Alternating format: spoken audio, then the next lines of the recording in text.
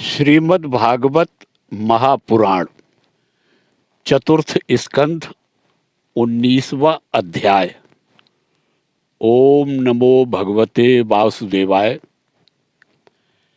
महाराज पृथु के 100 अश्वमेध यज्ञ। श्री मैत्रेय जी एवं श्री विदुर जी संवाद। श्री मैत्रेय जी बोले, विदुर जी, महाराज मनु के ब्रह्मावर्त क्षेत्र में जहाँ सरस्वती नदी पूर्वमुखी होकर बहती है, राजा पृथु ने 100 अश्वमेध यज्ञों की दीक्षा ली। यह देखकर भगवान इंद्र को विचार हुआ कि इस प्रकार तो पृथु के कर्म मेरे कर्मों की अपेक्षा भी बढ़ जाएंगे, इसलिए वे उनके यज्ञ महोत्सव को सहन नहीं कर सके। महाराज पृथु के यज्ञ में सबके अंतरात्मा सर्वलोक पूज्य जगदीश्वर भगवान हरि ने यज्ञेश्वर रूप से साक्षात दर्शन दिया था। उनके साथ ब्रह्मा, रुद्र तथा अपने अपने अनुचरों के सहित लोकपाल गण भी पधारे थे। उस समय गंधर्व, मुनि और अप्सराएं प्रभु की कीर्ति गा रहे थे।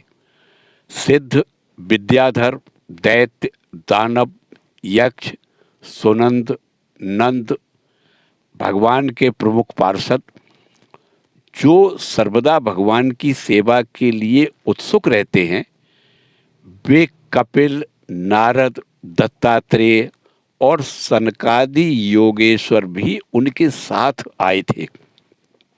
भारत, उस यज्ञ में यज्ञ सामग्रियों को देने वाली भूमि ने कामधेनु रूप होकर यजमान की सारी कामनाओं को पूर्ण किया था। नदियां दाख और ईख आदि सब प्रकार के रसों को बहा लाती थी और जिनसे मधु चूता रहता है, ऐसे बड़े बड़े वृक्ष दूध, दही, अन्न और घृत आदि तरह तरह की सामग्रियां समर्पण करते थे।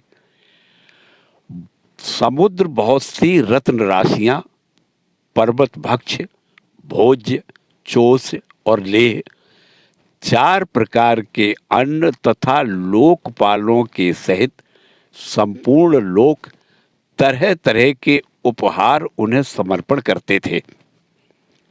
महाराज पृथु तो एकमात्र श्री हरि को ही अपना प्रभु मानते थे। उनकी कृपा से उस यज्ञानुष्ठान में उनका बड़ा उत्कर्ष हुआ, किंतु यह बात देवराज इंद्र को सहन न हुई और उन्होंने उसमें विघ्न डालने की चेष्टा की। जिस समय महाराज पृथु अंतिम यज्ञ द्वारा भगवान यज्ञपति की आराधना कर रहे थे, इंद्र ने ईर्ष्यावश गुप्त रूप से उनके यज्ञ का घोड़ा हर लिया। इंद्र ने अपनी रक्षा के लिए कवच रूप से पाखंड वेश धारण कर लिया था, जो अधर्म में धर्म का भ्रम उत्पन्न करने वाला है, जिसका आश्रय लेकर पापी पुरुष भी धर्मात्मा सा जान पड़ता है। इस वेश में वे घोड़े को लिए बड़ी शीघ्रता से आकाश मार्ग में जा रहे थे कि उन पर भगवान अत्रि की दृष्टि पड़ गई। उनके कहने से महाराज पृथु का महारथी पुत्र इंद्र को मारने के लिए उनके पीछे दौड़ा और बड़े क्रोध से बोला, अरे खड़ा रह, खड़ा रह। इंद्र सिर पर जटाजूट और शरीर में भस्म धारण किए हुए थे। उनका ऐसा वेश देखकर पृथु कुमार ने उन्हें मूर्तिमान धर्म समझा, इसलिए उन पर बाण नहीं छोड़ा। जब वह इंद्र पर वार किए बिना ही लौट आया, तब महर्षि अत्रि ने पुनः उसे इंद्र को मारने की आज्ञा दी। वत्स, इस देवता धम इंद्र ने तुम्हारे यज्ञ में विघ्न डाला है, तुम इसे मार डालो। अत्रि मुनि के इस प्रकार उत्साहित करने पर पृथु कुमार क्रोध में भर गया। इंद्र बड़ी तेजी से आकाश में जा रहे थे। उनके पीछे वह इस प्रकार दौड़ा जैसे रावण के पीछे जटायु। स्वर्गपति इंद्र उसे पीछे आते देख उस वेश और घोड़े को छोड़कर कहीं अंतर्धान हो गए और वह वीर अपना यज्ञ पशु लेकर पिता की यज्ञशाला में लौट आया। शक्तिशाली विदुर जी, उसके इस अद्भुत पराक्रम को देखकर महर्षियों ने उसका नाम विजिताश्व रखा। यज्ञ पशु को चवाल और यूप से बांध दिया था। शक्तिशाली इंद्र ने घोर अंधकार फैला दिया और उसी में छिपकर वे फिर उस घोड़े को उसकी सोने की जंजीर समेत ले गए। अत्रि मुनि ने फिर उन्हें आकाश में तेजी से जाते दिखा दिया, किंतु उनके पास कपाल और खड्वांग देखकर पृथु ने उनके मार्ग में कोई बाधा नहीं डाली। तब अत्रि ने राजकुमार को फिर उकसाया और उसने गुस्से में भरकर इंद्र को लक्ष्य बनाकर अपना बाण चढ़ाया। यह देखते ही देवराज उस वेश और घोड़े को छोड़कर कहीं अंतर्धान हो गए। वीर विजिताश्व अपना घोड़ा लेकर पिता की यज्ञशाला में लौट आया।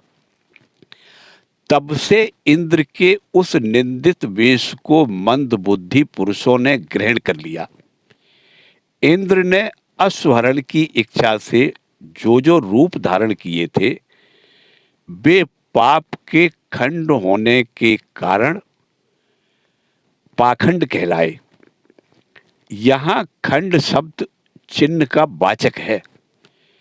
इस प्रकार पृथु के यज्ञ का विध्वंस करने के लिए यज्ञ पशु को चुराते समय इंद्र ने जिन्हें कई बार ग्रहण करके त्यागा था, उन नग्न रक्तांबर तथा कापालिक आदि पाखंड पूर्ण आचारों से मनुष्यों की बुद्धि प्रायः मोहित हो जाती है, क्योंकि ये नास्तिक मत देखने में सुंदर है और बड़ी बड़ी युक्तियों से अपने पक्ष का समर्थन करते हैं।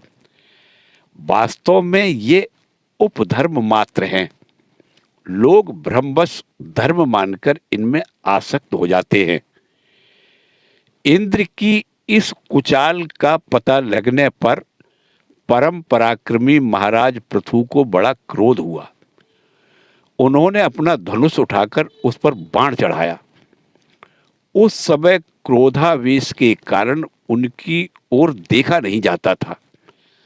जब ऋतुजों ने देखा कि असह्य पराक्रमी महाराज पृथु इंद्र का वध करने को तैयार है, तब उन्हें रोकते हुए कहा, राजन, आप तो बड़े बुद्धिमान हैं। यज्ञ दीक्षा ले लेने पर शास्त्र विहित यज्ञ पशु को छोड़कर और किसी का वध करना उचित नहीं है। इस यज्ञ कार्य में विघ्न डालने वाला आपका शत्रु इंद्र तो आपके सुयश से ही ईर्षावश निस्तेज हो रहा है। हम अमोघ आवाहन मंत्रों द्वारा उसे यहीं बुला लेते हैं और बलात्कार से अग्नि में हवन किए देते हैं। विदुर जी, यजमान से इस प्रकार सलाह करके उसके याजकों ने क्रोधपूर्वक इंद्र का आवाहन किया। वे श्रवा द्वारा आहुति डालना ही चाहते थे कि ब्रह्मा जी ने वहां आकर उन्हें रोक दिया। वे बोले, याजकों, तुम्हें इंद्र का वध नहीं करना चाहिए। यह संज्ञक इंद्र तो भगवान की ही मूर्ति है। तुम यज्ञ द्वारा जिन देवताओं की आराधना कर रहे हो, वे इंद्र के ही तो अंग हैं और उसे तुम यज्ञ द्वारा मारना चाहते हो।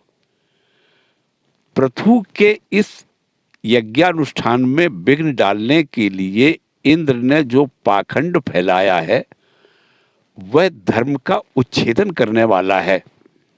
इस बात पर तुम ध्यान दो। अब उससे अधिक विरोध मत करो, नहीं तो वह और भी पाखंड मार्गों का प्रचार करेगा।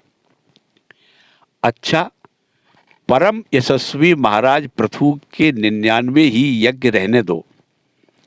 फिर राजर्षि पृथु से कहा, राजन, आप तो मोक्ष धर्म के जानने वाले हैं, अतः अब आपको इन यज्ञानुष्ठानों की आवश्यकता नहीं है। आपका मंगल हो। आप और इंद्र दोनों ही पवित्र कीर्ति भगवान श्री हरि के शरीर हैं, इसलिए अपने ही स्वरूप भूत इंद्र के प्रति आपको क्रोध नहीं करना चाहिए। आपका यह यज्ञ निर्विघ्न समाप्त नहीं हुआ, इसके लिए आप चिंता न करें। आप हमारी बात आप आदर पूर्वक स्वीकार कीजिए। देखिए, जो मनुष्य विधाता के बिगाड़े हुए काम को बनाने का विचार करता है, उसका मन अत्यंत क्रोध में भरकर भयंकर मोह में फंस जाता है। बस इस यज्ञ को बंद कीजिए। इसी के कारण इंद्र के चलाए हुए पाखंडों से धर्म का नाश हो रहा है, क्योंकि देवताओं में बड़ा दुराग्रह होता है। जरा देखिए तो, जो इंद्र घोड़े को चुराकर आपके यज्ञ में विघ्न डाल रहा था, उसी के रचे हुए इन मनोहर पाखंडों की ओर सारी जनता खिंचती चली जा रही है। आप साक्षात विष्णु के अंश हैं। वैन के दुराचार से धर्म लुप्त हो रहा था। उस समयोचित धर्म की रक्षा के लिए ही आपने उसके शरीर से अवतार लिया है। अतः प्रजापालक पृथु जी, अपने इस अवतार का उद्देश्य विचार कर आप भृगु आदि विश्व रचयिता मुनीश्वरों का संकल्प पूर्ण कीजिए। यह प्रचंड पाखंड पथ रूप इंद्र की माया अधर्म की जननी है। आप इसे नष्ट कर डालिए। श्री मैत्रेय जी बोले, लोक गुरु भगवान ब्रह्मा जी के इस प्रकार समझाने पर प्रबल पराक्रमी महाराज पृथु ने यज्ञ का आग्रह छोड़ दिया और इंद्र के साथ प्रीतिपूर्वक संधि भी कर ली। इसके पश्चात जब वे यज्ञांत स्नान करके निवृत्त हुए, तब उनके यज्ञों से तृप्त हुए देवताओं ने उन्हें अभीष्ट वर दिए। आदिराज पृथु ने अत्यंत श्रद्धापूर्वक ब्राह्मणों को दक्षिणाएं दी तथा ब्राह्मणों ने उनके सत्कार से संतुष्ट होकर उन्हें अमोघ आशीर्वाद दिए। वे कहने लगे, महाबाहो, आपके बुलाने से जो पितर, देवता, ऋषि और मनुष्य आदि आए थे, उन सभी का आपने दान मान से खूब सत्कार किया।